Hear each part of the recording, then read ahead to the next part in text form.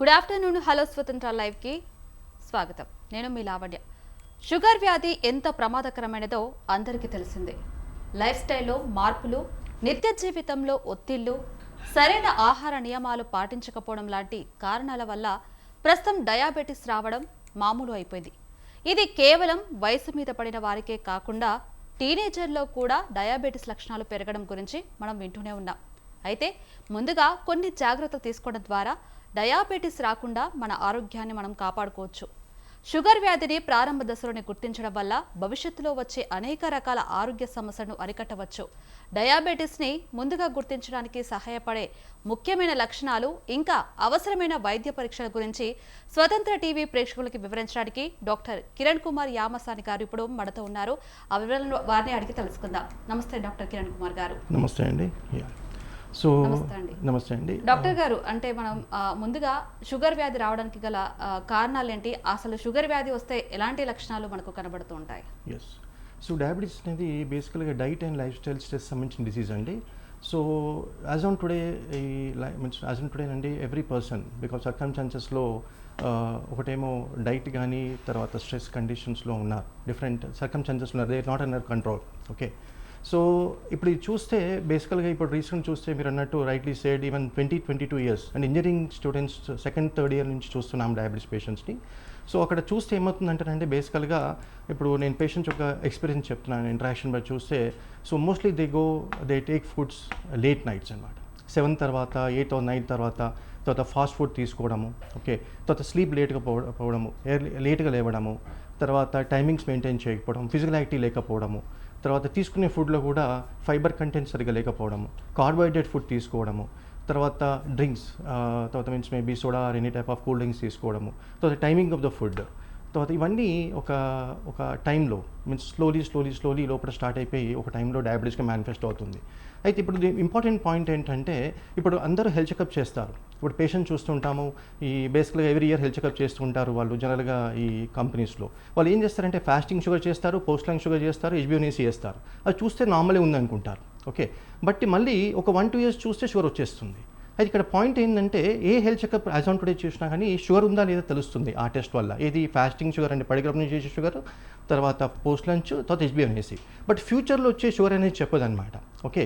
అయితే షుగర్ వచ్చే ముందు ఒక పర్సన్కి కొన్ని ఇయర్స్ ముందే ఈ లోపల ఈ ఇన్సులిన్ రెసిస్టెన్స్ ఏదైతే డయాబెటీస్ అంటామో ఇన్సులిన్ రెసిస్టెన్స్ యాజ్కల్ బేసికల్గా ఇన్సులిన్ బాడీలో ఉంటుంది కానీ పని చేయకపోవడం అనమాట. సో దాన్ని ఇన్సులిన్ రెసిస్టెన్స్ అంటాం. సో ఈ ఒక షుగర్ బ్లడ్ టెస్ట్లో షుగర్ పాజిటివ్ వచ్చే కొన్ని ఇయర్స్ ముందే బాడీలో స్టార్ట్ అవుతుందన్నమాట. అయితే ఆ స్టార్ట్ అయ్యేటప్పుడు ఈ రొటీన్ చేసే టెస్ట్ చేస్తే మనం గుర్తించలేము. సో దానికి మీరు ఏం చేయాలంటే హోమా ఐఆర్ అని ఒక టెస్ట్ ఉందన్నమాట. ఇది చేస్తే మీకు ఏమవుతుందంటే ఈ లోపల బాడీలో ఈ ఇన్సులిన్ రెసిస్టెన్స్ స్టార్ట్ అయిందని ఫస్ట్ తెలుసుకొని మనం diet lifestyle stress manage చేయొచ్చు అనమాట. అయితే ఇప్పుడు రీసెంట్గా ఒక ఎగ్జాంపుల్ చెప్తాను. ఒక పేషెంట్ వచ్చారు, హెల్త్ చెకప్ చేసినప్పుడు ఫాస్టింగ్ 90 ఉంది. 90 చూస్తే షుగర్ నార్మల్ అనుకుంటాం. హెచ్బిఓనేసి వచ్చేసరికి 5.2 నార్మలే ఉంది. తర్వాత పోస్ట్ లైన్ చూస్తే 1 నార్మలే ఉంది. నేను ఏం చేశానంటే మీరు ఈ హోమ్ ఐఆర్ టెస్ట్ చేసుకున్నామని చెప్పాను. హోమ్ ఐఆర్ టెస్ట్ అని 2.5 ఎలివేట్ అయిపోయింది. బట్ ఇప్పుడు చూస్తే మీరు ఓన్లీ ఈ యొక్క బ్లడ్ టెస్ట్ చూస్తే షుగర్ లేదండి, బాగానే ఉంది అనుకుంటాము, he'll be also happy, same అదే జరుగుతుంది. బట్ ఎప్పుడైతే ఈ హోమ్ ఐఆర్ టెస్ట్ చేసిన తెలిసిన విషయం ఏంటంటే ఆల్రెడీ లోపల ఇన్సులిన్ రెసిస్టెన్స్ స్టార్ట్ అయింది. ఆయనకి ఫాస్టింగ్ ఇన్సులిన్ వచ్చి ఆల్మోస్ట్ 19 ఉంది, ఫాస్టింగ్ షుగర్ నార్మల్ ఉంది. హోమ్ ఐఆర్ దాన్ని ఏంటంటే 2.5 ఉందన్నమాట. ఈ హోమ్ ఐఆర్ టెస్ట్ ద్వారా చేస్తే మనం ఫ్యూచర్లో వచ్చే షుగర్ అంటే షుగర్ లోపల ఆ ఇన్సులిన్ రెసిస్టెన్స్ స్టార్ట్ అయిందని తెలుసుకొని మనం ఇప్పటి నుంచి జాగ్రత్తలు వహించవచ్చు. నెక్స్ట్ వచ్చి సిమ్టమ్స్ ఏముంటాయి. సో ఇప్పుడు మనకి డయాబెటీస్ వచ్చే ముందండి ప్రీ డయాబెటీస్ కండిషన్ ఒకటి ఉంటుందన్నమాట. మీరు షుగర్ టెస్ట్ చేస్తే ఫస్ట్ డయాబెటీస్ రేంజ్ ఒకటి ఉంటుంది, ప్రీ డయాబెటీస్ రేంజ్ ఉంటుంది. ప్రీ డయాబెటీస్ కంటే ముందు రేంజ్లో మనం హోమ్ ఐఆర్ టెస్ట్ అనేది మనం ఉపయోగపడుతుంది. అయితే చాలామందికి ఇనిషియల్ స్టేజ్లో ఏమవుతుందంటే ఈ డయాబెటీస్ లక్షణాలు ఎలా ఉంటాయంటే వీక్నెస్, టైర్డ్నెస్, ఎక్కువసేపు నిల్చోలేరు, ఎక్కువసేపు కంటిన్యూస్గా వర్క్ చేయలేరు. ఇంకోటి తినగానే వాళ్ళకి ఏమనిపిస్తుంది అంటే దే ఫీల్ లైక్ డ్రౌజీ.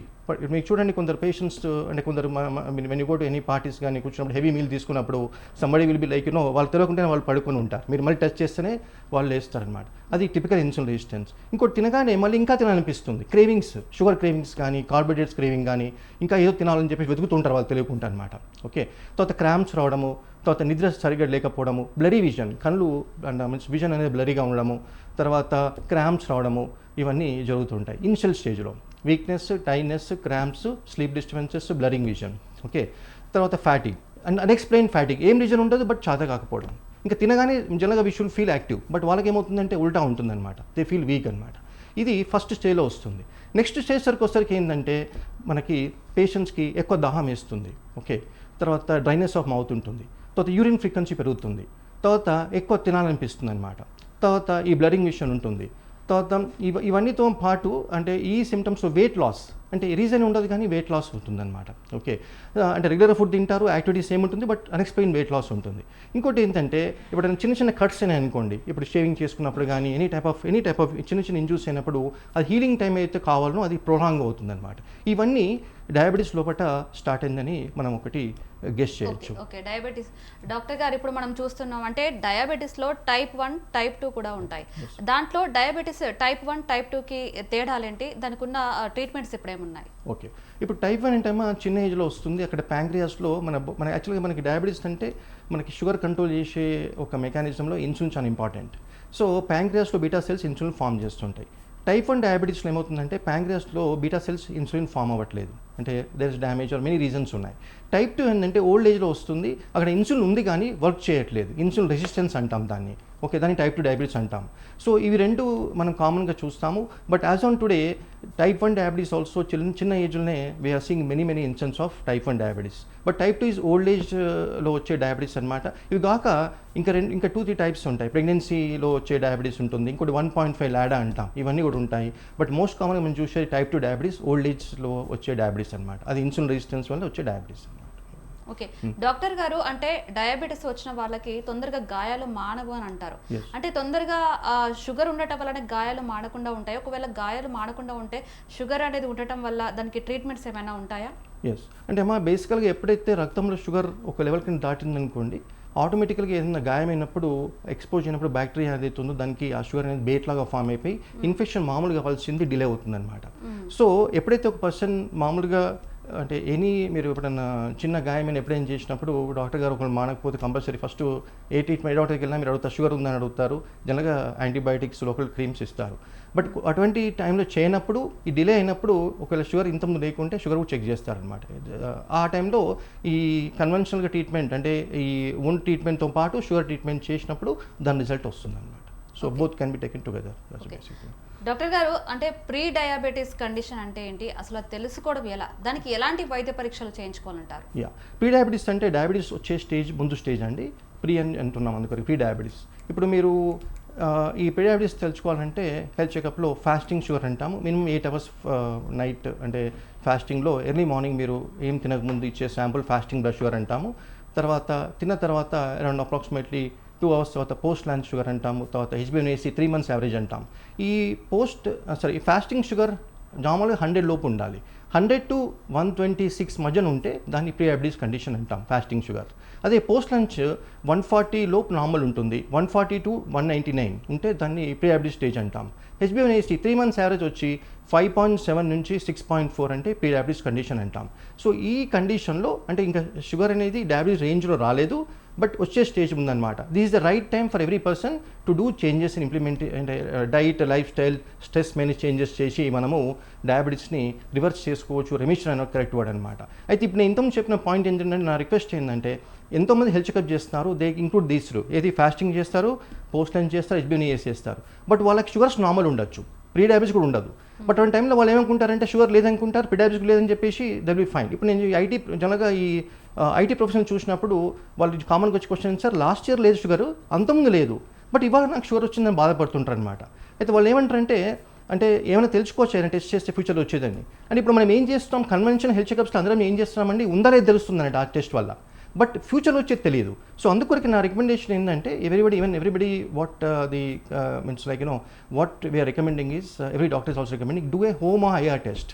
ఆ హోమ్ ఐఆర్ టెస్ట్ చేస్తే ఈవెన్ ప్రీ డయాబెటీస్ కంటే ముందు కండిషన్లోనే లోపల ఇన్సులిన్ రెసిస్టెన్స్ స్టార్ట్ అయింది అని తెలుసుకొని ఆ టైంలో ఇంకా మీరు వర్క్ చేస్తే వెరీ షార్ట్ పీరియడ్లో మీరు ఇమ్మీడియట్గా means your body will be responding and మీకు షుగర్ని ప్రివెంట్ చేసుకోవచ్చు అనమాట. సో డయాబెటీస్ రివర్సిబిలిటీ అని ఒక క్వశ్చన్ కామన్గా అడుగుతున్నారు, డయాబెటీస్ రివర్సిబుల్ అవుతుందా అని పేషెంట్స్ అడుగుతారు. సో డయాబెటీస్ ఏంటంటే ఒక టెంపరీ మెటబాలిక్ కండిషన్ అండి.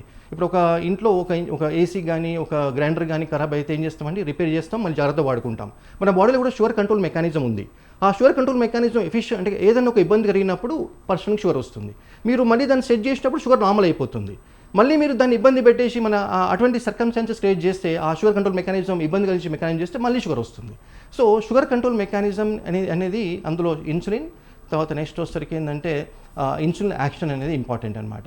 సో ఇప్పుడు డయాబెటీస్ రివర్సబుల్ దానికంటే రెమిషన్ అవ్వడం కరెక్ట్ వర్డ్. ఎందుకంటే రివర్సల్ అంటే డిజీజ్ అనేది కాదు కాబట్టి, మెటబాలిక్ కండిషన్ కాబట్టి రెమిషన్ పాసిబుల్ అండి. ఎస్పెషల్లీ ఇనిషియల్ స్టేజ్లో చాలా పాసిబుల్. బట్ కొంచెం లేట్గా అయినప్పుడు అంటే పేషెంట్ ఇన్సులిన్ మీద ఉన్నప్పుడు కొంచెం ఎక్కువ వర్క్ చేయాలి. అందులో మోస్ట్ ఇంపార్టెంట్ డిటర్మినింగ్ ఫ్యాక్టర్ ఏంటంటే బాడీలో ఇన్సులిన్ సఫిషియెంట్గా క్రియేట్ అవుతుందని టెస్ట్ చేసి దాన్ని మనం ఫైండ్ అవుట్ చేయొచ్చు అనమాట. అయితే ఇప్పుడు ఏ కండిషన్ ఉన్నా మనం ఇప్పుడు ఫర్ ఎగ్జాంపుల్ పర్సన్కి ప్రీ డయాబెటీస్ కండిషన్ ఉన్నా, డయాబెటీస్ కండిషన్ ఉన్నా, ఈవెన్ హోమ్ ఐఆర్ ఎక్కువ ఉన్నా, what are the simple things we can do? అంటే ఈ డయాబెటీస్ ఉన్నది లేని వాళ్ళకు ఇంకా రాకుండా ఉన్న వాళ్ళకి రివర్స్ చేయడానికి ఏమేమి చేయాలని చెప్పేసి simple things we can point. First thing is మనం ఎప్పుడు ఫుడ్ తిన్నామంటే as on today we are eating all carbohydrate rich food. అంటే ఇడ్లీ, దోశ, పొంగల్, తర్వాత రైస్, తర్వాత ఇవన్నీ తింటున్నాం. Mostly everything is carbohydrate rich ఉందన్నమాట. సో అంటే ఇప్పుడు ఏదైనా ఒక ఫుడ్ మనం తీసుకున్నప్పుడు 2 థింగ్స్ ఉంటాయండి. ఒకటేమో గ్లైసిమిక్ ఇండెక్స్ అంటాం, అంటే ఎంత ఫాస్ట్గా మీరు తిన్న ఫుడ్ తర్వాత తినగానే ఫుడ్ ఎంత ఫాస్ట్గా షుగర్ స్పైక్ అవుతుందని దాన్ని గ్లైసిమిక్ ఇండెక్స్ అంటాం. ఇంకోటి ఎంత డిఫరెన్స్ వచ్చింది బిఫోర్ అండ్ ఆఫ్టర్ ఫుడ్ షుగర్ని గ్లైసిమిక్ లోడ్ అంటాం. ఏ ఫుడ్ తీసుకున్నా లో glycemic index and low glycemic food తీసుకోవాలి. కానీ మనం తీసుకునే ఫుడ్స్ అన్నీ కూడా మార్నింగ్ మీరు అంటే it become a tradition and ఒక జనరేషన్స్ నుంచి idli, dosa, poha, puri, upma, whatever you say, it is totally carbohydrate rich food ఉందండి. ప్రోటీన్ లేదు, ఫైబర్ లేదు. సో మళ్ళీ ఇంకోటి morning we are starting with tea and coffees, తర్వాత ఇడ్లీ, దోశ, పోహా, తర్వాత రైస్, మళ్ళీ లేట్ నైట్ తీసుకోవడము, తర్వాత నెక్స్ట్ వచ్చరికి ఏంటంటే లేట్ నైట్ కూడా ఈ కార్బోహైడ్రేట్ రిచ్ ఫుడ్ తీసుకోవడం. సో దీనికి ఫస్ట్ థింగ్ ఏంటంటే the first and most important thing is start with the ఎప్పుడైనా మీరు ఫుడ్ తీసుకున్నప్పుడు ఎప్పుడు ఫుడ్ తీసుకున్నా first start with the fibre అంటే ఏంటండి vegetables. You can take boiled vegetables, then fat, దాని మీద you can add some oil dressing, then you take protein అంటే ఎన్నో సోర్స్ ఆఫ్ ప్రోటీన్స్ ఉన్నాయి, veg and non veg, then you take the carbohydrate food. ఈ series food తీసుకొని మళ్ళీ ఇంకోటి ఏంటంటే మార్నింగ్ 7 to 9 బ్రేక్ఫాస్ట్, తర్వాత మధ్యాహ్నం వచ్చేసరికి around 12 to 2 or 12 to 1 and evening 5 to 7 ఇది కంప్లీట్ చేసేసి నైట్ 7 తర్వాత అంటే ఎస్పెషల్లీ 7 తర్వాత మన డైజెషన్ సిస్టమ్ క్లోజ్ అవుతుందండి. బ్యాక్టీరియా ఏదైతే ఉందో good bacteria they going to sleep mode, system slow ఉంటుంది. సో 7 తర్వాత లైట్ ఫుడ్ తీసుకోవడం, ఓన్లీ ప్రోటీన్ ఫుడ్ తీసుకోవడము 7 వరకు నైట్ మీకు షుడ్ అంటే మనకు పడుకోవడానికి డిన్నర్కి అట్లీస్ట్ 2.5 to 3 hours గ్యాప్ ఉండాలి. సో ఈ విధంగా మేనేజ్ చేసేసి మనము తర్వాత నెక్స్ట్ వచ్చేసరికి ఎవ్రీడే 30 minutes యాక్టివిటీ చాలా ఇంపార్టెంట్ అండి. వాకింగ్ చేస్తారు అందరు, just very good thing 30 minutes. But walking చేస్తే ఏంటంటే ఓన్లీ ఈ మన lower part of the body involvement అవుతుంది, మరి అప్పర్ పార్ట్ అనేది ఇన్వాల్వ్ ఉండదు. Okay, so high intensity training, strength trainings అంటాం. అంటే పుషప్స్ కానీ, స్క్వాట్స్ కానీ, మీరు తర్వాత హెవీ వెయిట్స్ అంటే డంబల్స్ కానీ, వెయిట్ ఎక్కడైతే మజిల్స్ మూవ్మెంట్ ఉందో ఆ ఎక్సర్సైజ్ చేస్తే అక్కడ ఉన్న ఫ్యాట్ ఏదైతే ఉందో, అంటే ఇప్పుడు బేసికల్గా ఇన్సులిన్ రెసిస్టెన్స్ కారణం ఏంటంటే విజరల్ ఫ్యాట్ అంటే ఆర్గాన్ చుట్టూ మజిల్ చుట్టూ ఉన్న ఫ్యాటే అక్కడ ఇన్సులిన్ అండ్ ఈవెన్ ఫ్యాట్ లివర్లో కూడా ఉంటుంది. ఆ insulin is not working because of the fat accumulation. ఎప్పుడైతే మనం హై ఇంటెన్సిటీ స్ట్రెంత్ ట్రైనింగ్ చేస్తే అక్కడ ఫ్యాట్ మొబిలైజ్ అయిపోతుంది, మజిల్ బిల్డ్ అవుతుంది, సో ఇన్సులిన్ రెసిస్టెన్స్ తగ్గిపోతుంది. సో ఎక్సర్సైజ్ ఒకటి కేవలం వాకింగ్ కాకుండా ఇది చేయడము. తర్వాత నెక్స్ట్ వచ్చరికి ఏంటంటే ఇది కాకుండా కూడా timing of the food means like out of the food what I side చెప్పినప్పుడు ఇవన్నీ కాకుండా కూడా స్ట్రెస్ మేనేజ్మెంట్ అండి. ఇప్పుడు కొందరు చూస్తారు, చాలామంది చూస్తే ఏంటంటే ఇవన్నీ చేస్తారు, ఫుడ్ మన డైట్ మెయింటైన్ చేస్తారు, ఎక్సర్సైజ్ చేస్తారు, యోగా చేస్తారు, అన్నీ చేస్తారు, but still they not able to control the sugars. ఎందుకంటే స్ట్రెస్ మేనేజ్మెంట్ ఒక పర్సన్ ఇవాళ రేపు చూస్తే ఏదో ఒక స్ట్రెస్ ఉంది, ఫైనాన్షియల్, ఎమోషనల్, ఎడ్యుకేషన్, రిలేషన్షిప్, ఎన్నో స్ట్రెస్ ఉందన్నమాట. ఆ స్ట్రెస్ మేనేజ్మెంట్ కూడా చాలా ఇంపార్టెంట్ అండి. ఎందుకంటే కంటిన్యూస్ పర్సన్ స్ట్రెస్లో ఉంటే మన బాడీలో నర్వస్ సిస్టంలో అటామిక్ నర్వస్ సిస్టమ్ ఉంటుందన్నమాట.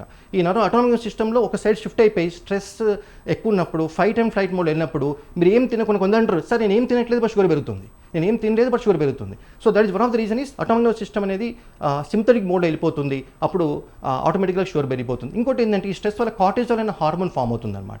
ఇంకోటి ఈ మధ్యన చూసేది ఏంటంటే చాలా మంది లేట్ నైట్ షిఫ్ట్ చేస్తారండి. 20-22 years ఈ మధ్యన లాస్ట్ ఐ థింక్ 10-15 members చూసాను రీసెంట్గా, సీన్ పేషెంట్స్ మై ప్రాక్టీస్. అందులో everybody is actually working late night. So most కామన్గా 4 o'clock, 7 o'clock లాగిన్ అయ్యి నెక్స్ట్ డే మార్నింగ్ 4 వరకు ఉంటున్నారు. They are eating food at 12 o'clock. Okay, so ఈ లేట్ నైట్స్ ఫుడ్ తీసుకోవడం, late nights work వల్ల మన బాడీలో సర్కాడియన్ రిథమ్ అని ఉంటుందన్నమాట. ఈ సర్కాడియన్ రిథమ్ ఏంటంటే ఎవ్రీడే మన మార్నింగ్ 3:30 కార్టిజాల్ ఫామ్ అయిపోయి నైట్ 5:30, 6 o'clock డౌన్ అయిపోయి 7 o'clock మెలటోనిన్ ఫామ్ కావాలి. ఈ కండిషన్ అంటే మార్నింగ్ మీరు ఎర్లీ మార్నింగ్ నుంచి 5:30, 6 వరకు ఎటువంటి ఎక్స్ట్రెస్ వర్క్ చేసినా బాడీ తట్టుకుంటుంది.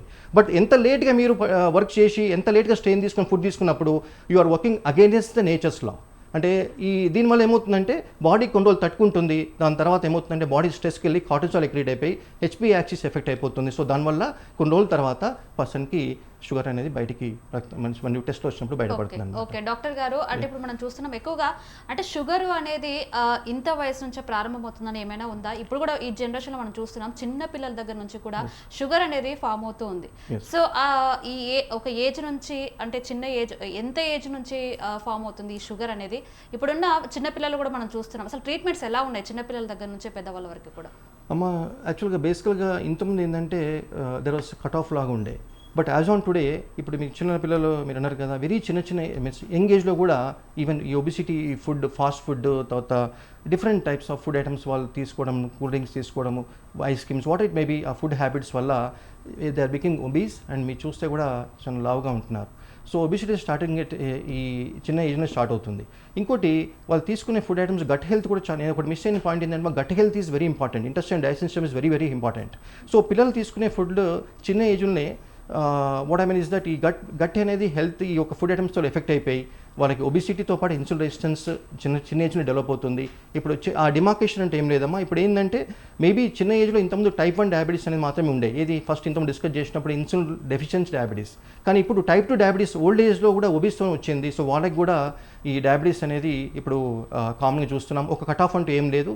బట్ పేషెంట్స్ ఎప్పుడైతే ఆ సిమ్టమ్స్ ఏవైతే డాక్టర్ దగ్గరికి వచ్చినప్పుడు ఆటోమేటిక్గా they will see the symptoms ఏవైతే మీకు చిన్న సిమ్టమ్స్ చెప్పామో అందులో వాళ్ళు ఉంటాయి. సో అందులో కొన్ని మెడిసిన్స్ ఏవైతే ఓరల్గా ఇస్తారు టైప్ 2 అయితే, బట్ టైప్ 1 అయితే ఇన్సులిన్ ఒకటే దట్ ఈస్ ఓన్లీ హెల్ప్ఫుల్ అమ్మా. ఓకే డాక్టర్ గారు, అంటే షుగర్ ఉన్నవారు కొన్ని పండ్లు తినొచ్చు, అంటే ఏ పండ్లు తినొచ్చు, ఏ పండ్లు తినకూడదు, ఫుడ్ విషయంలో ఎలాంటి జాగ్రత్తలు తీసుకుంటే మంచిది? ఎస్ వెరీ గుడ్ అమ్మా. సో ఫ్రూట్స్ అంటే బేసిక్గా అండి ఇప్పుడు మనం ఇంతకుముందు చెప్పినట్టు low glycemic index and low means like glycemic load fruits అనమాట. ఓకే, సో దానిలో బెస్ట్ థింగ్ ఏంటంటే ఇఫ్ యు సీ ఇప్పుడు జామకాయ, తర్వాత పోమోగ్రానైట్, తర్వాత ఇప్పుడు కాలా జామున్ అండి, Indian berries, pears. Okay, so ఇవన్నీ ఏం చేస్తాయంటే మీరు ఈవెన్ పోమోగ్రానైట్ ఇవన్నీ చాలా బెటర్ అనమాట. అయితే చాలామంది ఏం చేస్తారంటే హోల్ ఫుడ్ తీసుకోకుంటే జ్యూస్ లాగా తీసుకుంటారు. ఇంకోటి ఏంటంటే ఇప్పుడు ఈ మ్యాంగో సీజన్లో చాలామంది ఇప్పుడు పేషెంట్స్ వస్తున్న షుగర్ పెరుగుతుంది. మ్యాంగోస్ తీసుకోవడానికి కూడా ఆస్కారం ఉందండి. బట్ అక్కడ పాయింట్ ఏంటంటే మీరు చాలామంది ఫుడ్తో తీసుకుంటారు, అంటే భోజనం తర్వాత భోజనంతో తింటున్నారు. ఎప్పుడు అలా చేయకూడదు. సో ఎప్పుడు మీరు ఫ్రూట్ తీసుకున్నా మార్నింగ్ ఆఫ్టర్ బ్రేక్ఫాస్ట్ 2.5 hours గ్యాప్లో కానీ, తర్వాత బ్రంచ్ లాగా, లేకపోతే లంచ్ తర్వాత 2.5 hours తీసుకోవాలి. నైట్ ఎప్పుడు షుగర్ తీసుకోకూడదండి. ఫ్రక్టోస్ ఉంటుంది, అది ఇన్సులిన్ రెసిస్టెన్స్ చేస్తుంది. ఇంకోటి ఎప్పుడు ఫుడ్ అంటే always take 1 food at a time. ఇంకోటి హోల్ ఫుడ్ తీసుకోవాలి, అంటే జ్యూస్ లాగా కాకుండా. తర్వాత ఒకవేళ మీరు మ్యాంగోని తీసుకుంటే ఇవాళ రేపు మ్యాంగోస్ డిఫరెంట్ టైప్స్ ఉన్నాయి. ఓకే, కొబ్బరి మామిడి అని, తర్వాత తోతాపురి అని, మీరు చూస్తే స్వీట్ ఉంటుంది, బట్ ద గ్రీన్ వాటి గ్లైసిమిక్ స్థానం తక్కువ ఉంటుంది. ఈవెన్ మీరు రెగ్యులర్ ఫుడ్ తీసుకున్నా కానీ 1-2 slices తీసుకునే పర్లేదు. బట్ ఒకటి తప్పేం చేయకూడదు అంటే భోజనం పాటు చేయకూడదు. రాత్రి తింటున్నారు అందరూ, అది రాత్రి తినకూడదు. After sunset no food should be taken అండి, బికాస్ అంటే ఫ్రక్టోస్ ఉంటే ఇన్సులిన్ రెసిస్టెన్స్ చేస్తుంది. సో ఎవ్రీబడి క్యాన్, అంటే డయాబెటీస్ పేషెంట్స్ ఎంజాయ్ చేయొచ్చు. బట్ ఇటువంటి హై గ్లైసిమిక్ ఇండెక్స్ తీసుకున్న అంటే ఫ్రూట్ తీసుకున్నప్పుడు they should take limit very much. దాని తర్వాత next meal before mainly carbohydrate content తక్కువ తీసుకోవాలి. సో ఇది ఫ్రూట్స్ విషయంలో. ఇంకొక విషయం, always take 1 food at a time. ఇంకోటి మిల్క్ షేక్ లాగా తీసుకోకూడదండి. Milk with fruits should never mixed, it becomes poison, మీ యొక్క గట్ని ఎఫెక్ట్ చేస్తుంది. So milk should be never taken along with, or like milk Sheikh లాగా కానీ ఐస్ క్రీమ్ లాగా తీసుకోకూడదు అనమాట. So this about the fruits. ఇంకోటి what other things you okay doctor గారు, అంటే ఇప్పుడు మనం చూస్తున్న ఒక కుటుంబంలో షుగర్ అనేది ఒకరికి ఉంటే ఆ కుటుంబంలో ఇంకెవరికైనా వచ్చే అవకాశం ఉందంటారు? ఒకవేళ వస్తే ఏ దాని వల్ల, అంటే బ్లడ్ వల్ల కావచ్చు, లేకపోతే ఇంకేదైనా దాని వల్ల షుగర్ వచ్చే అవకాశం ఉంది ఒక కుటుంబంలో? ఎస్ అమ్మా. ఇప్పుడు షుగర్కి రిస్క్ అమ్మా అంటే ఇప్పుడు జనగా మనం ఫ్యామిలీ హిస్టరీ అడుగుతాం. ఫ్యామిలీలో ఫర్ ఎగ్జాంపుల్ మదర్ ఫాదర్కి ఉన్నప్పుడు ఆ జీన్ ఏదైతే డయాబెటీస్ సంబంధించి జీన్ పేరెంట్ అంటే పిల్లలకు వచ్చే ఛాన్స్ ఉంటుంది. అయితే ఆ పిల్లలకు వచ్చినప్పుడు జీన్ ఏంటంటే అది ఇనాక్టివ్ స్టేట్ ఉంటుందన్నమాట. Inactive stage for example light ఉంది, స్విచ్ ఉంది, మనం స్విచ్ ఆన్ చేస్తే లైట్ ఆన్ అవుతుంది. సో ఆ ఇనాక్టివ్ స్టేజ్ ఉన్న జీన్ అనేది కొన్ని కండిషన్స్లో అది ఇట్ బికమ్స్ యాక్టివ్. ఆ కండిషన్స్ దాన్ని ఎపిజెనెటిక్స్ అన్న, అంటే ఏంటి, ఒక పర్సన్ ఏమన్నా ఫుడ్ అంటే హై కార్బోహైడ్రేట్ ఫుడ్ రిచ్ తీసుకోవడము, న్యూట్రల్ డెఫిషియన్సీస్ కానీ, ఏదైనా ఇన్ఫెక్షన్స్ కానీ, స్ట్రెస్ కానీ, లేకపోతే సైకలాజికల్గా ఏదైనా ఒక some type of emotional trauma, ఇటువంటి కండిషన్స్లోనే అది యాక్టివ్ అవుతుంది. బట్ మదర్ ఫాదర్ కొంత మాత్రాన షుగర్ అనేది కంపల్సరీ పిల్లలకు అవసరం లేదండి. బట్ వాళ్ళ రిస్క్ ఫ్యాక్టర్స్ ఎక్కువ ఉంటుంది. సో వాళ్ళు ఏం చేస్తారంటే ఇంతకుముందు చెప్పిన ఈ హోమ్ మ్యాడ్ టెస్ట్ కానీ అదర్ డయాబెటిక్ మన స్క్రీనింగ్ టెస్ట్ చేసేసి అడ్వాన్స్గా వాళ్ళు కేర్ తీసుకుంటే ప్రివెంట్ చేసుకోవచ్చు. కంపల్సరీ పేరెంట్స్ కొంత మాత్రాన పిల్లలకి రావాలని ఏం లేదు, బట్ రిస్క్ అనేది ఎక్కువ ఉంటుందండి. బట్ అన్నికంటే ఇంపార్టెంట్ ఏంటంటే సెడెంటరీ లైఫ్ ఒకటేమో, ఫిజికల్ యాక్టివిటీ లేకపోవడము, స్ట్రెస్ ఒకటి, లేట్ నైట్ తర్వాత fat and carbohydrate rich food ఒకటి, తర్వాత నెక్స్ట్ వచ్చి తీసుకునే ఫుడ్లో కార్బోహైడ్రేట్ కంటెంట్ ఎక్కువ ఫుడ్, ఇవి చాలా ఎఫెక్ట్ చేస్తుంది అనమాట.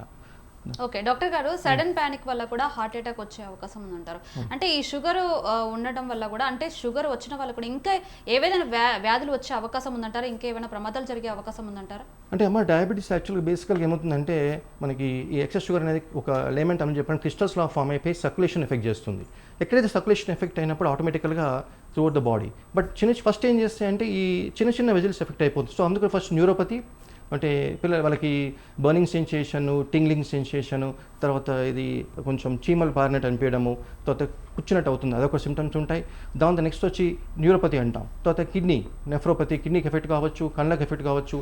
చిన్న విజిల్స్ అప్పుడు ఈ లెవెల్లో ఉంటుంది. బట్ అది యాజ్ ఎ టైం ప్రోగ్రెసెస్ పెద్ద విజిల్స్ కూడా ఇన్వాల్వ్ అయినప్పుడు హార్ట్ అటాక్ కానీ రిస్క్ కానీ, తర్వాత నెక్స్ట్ వచ్చేసరికి ఏంటంటే స్ట్రోక్, అంటే పెరాలసిస్ వచ్చే స్టాక్ కూడా ఉంటుంది. బట్ దీనికంటే ముందు హైపర్ టెన్షన్, తర్వాత నెక్స్ట్ వచ్చి ఈ మన ఎప్పుడైతే షుగర్ ఉందామో ఆటోమేటికల్గా మీరు చూస్తే మోస్ట్ ఆఫ్ పేషెంట్స్కి ట్రైగ్లిసరైడ్స్ ఎక్కువ ఉంటాయి. ఇన్సులిన్ రెసిస్టెన్స్ ఉందంటే ఆటోమేటిక్గా ట్రైగ్లిసరైడ్, బ్యాడ్ కొలెస్ట్రాల్ అంటాం, అది ఎక్కువ ఉంటుంది అనమాట. వీళ్ళకి మోస్ట్ ఆఫ్ హైపర్ టెన్షన్ కూడా ఉంటుంది.